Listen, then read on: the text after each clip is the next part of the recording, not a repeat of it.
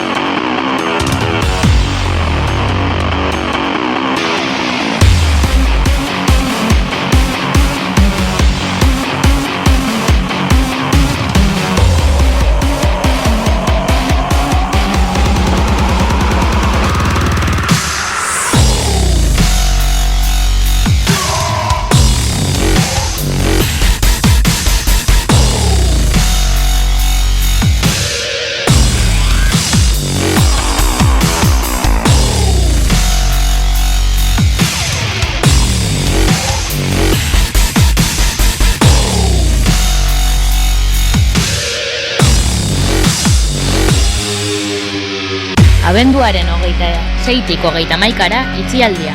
Egunero, ordu batetan kontzentrazioa Los Angeles elizan. Arratsaldeko 7etan mobilizazioak elizatik abiatuta. Asteazkena, Punk gaua gaztetxean.